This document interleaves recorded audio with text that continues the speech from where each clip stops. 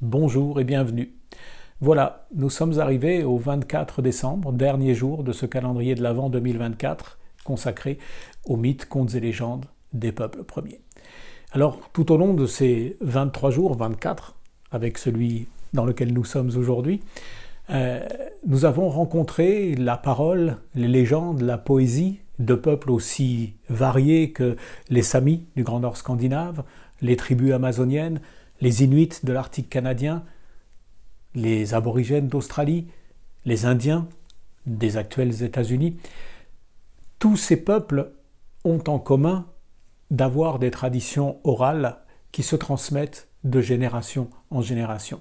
Et il y a donc au centre de tout ce dispositif un personnage incontournable et qui pour nous est tellement précieux, c'est la conteuse.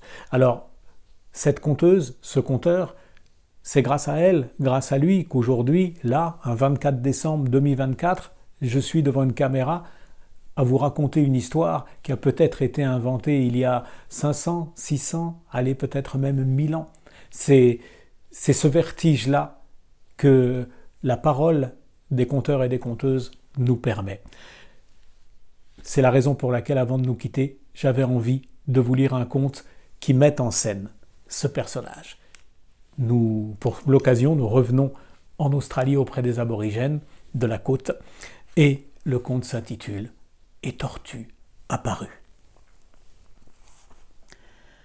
Au commencement du rêve, quand les esprits de la terre voyageaient en nommant les choses, ils semaient des chemins et des champs. Ils créaient le corail, donnaient vie aux grands poissons qui sautent hors de l'eau.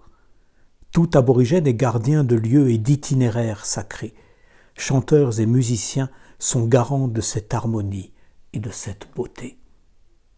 Mungi était l'un d'eux. Il sillonnait la côte et pouvait sauter d'un itinéraire et d'un clan à l'autre car il connaissait les chants des pistes et des ancêtres. Il soufflait dans son didgeridoo, faisait tournoyer ses rhombes et frappait ses claves avec ferveur. Les clans l'accueillaient avec joie. Comme l'émeu, il aimait les longues courses et suivait son instinct. Un jour, tandis qu'il suivait le chemin du rêve du porc-épic, sur la côte il aperçut deux guerriers qui marchaient vers lui. Ils venaient d'un îlot émergeant de la mer comme une baleine endormie et désiraient le rencontrer. Ils campèrent et firent un feu. « Nous n'avons plus de bons chanteurs musiciens. Viens avec nous pour réveiller notre petite terre. C'est à 3 lancers de boomerang, ça n'est pas loin. Quand tu le voudras, tu t'en iras. » Mungi ne savait pas nager. Les guerriers insistèrent pour lui faire un radeau de fortune qu'ils poussèrent devant eux. Le clan lui fit bon accueil. Le soir et les suivants, il leur conta maintes aventures. Celle du Pitan arc-en-ciel, Jurlungur notamment, et comment il se faufila dans les grottes pour déposer les esprits humides et appeler la pluie. Puis quand il eut fait le tour des grands héros, des montagnes et des déserts qu'il avait traversés, il chanta le chemin de l'île avec la voix rythmée du porc-épic, raconta le rêve bleu de l'hippocampe et joua les musiques qui réjouissent les baleines à bosse et leurs bébés. Mais quand il voulut partir, on lui demanda de rester encore, le temps qu'il apprit à nager. Un matin, il se sentit enfin prêt et se jeta à l'eau pour atteindre le continent. Mais à peine à un lancer de boomerang, il suffoqua. Au moment où il allait sombrer, des guetteurs l'avaient rejoint et le ramenèrent. Quand il reprit son souffle, il vit leur visage dur, éloquent. Il comprit qu'ils ne tiendraient jamais leurs promesses. Il était prisonnier de l'île. Cette nuit-là, il trouva les contes et les chants pour exprimer sa peine et sa colère. Il fit toupiller ses rhombes et vibrer son didgeridoo. On eût dit que les ancêtres se joignaient à lui. Le clan se retrouva en transe et sous son emprise. Il aurait pu les contraindre à s'entretuer ou se jeter à la mer, mais il était un gardien des choses sacrées, l'initié qui sert la vie. Il calma son chant, s'accorda avec celui des vagues et ramena la sérénité sous l'œil de l'étoile Bar-Mumbir. Le temps passa.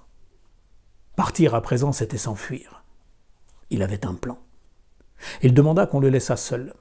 Il voulait accomplir les rituels pour sculpter un nouveau didgeridoo dans un tronc d'eucalyptus rapporté du continent sur sa demande par les guerriers.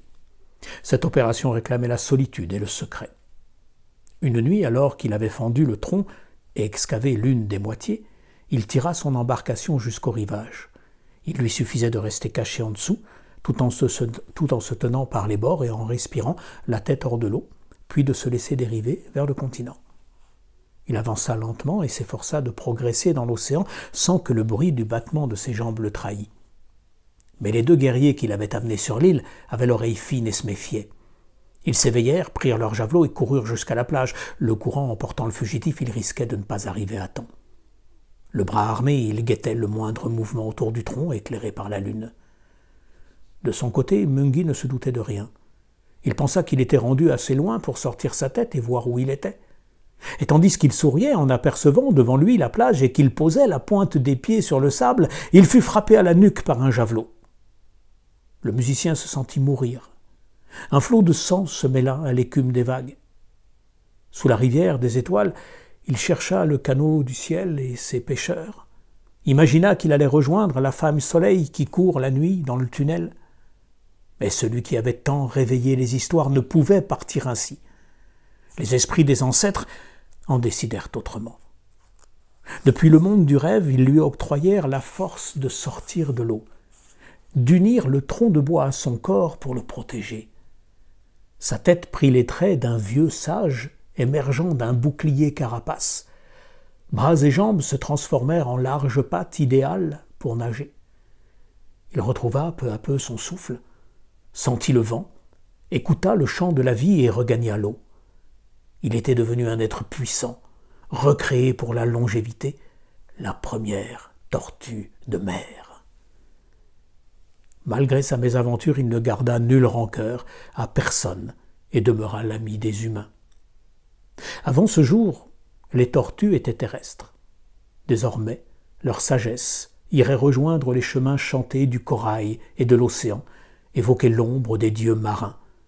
Ce morceau-là du rêve, dans le sillage de Mungi la tortue, elles en auraient la garde.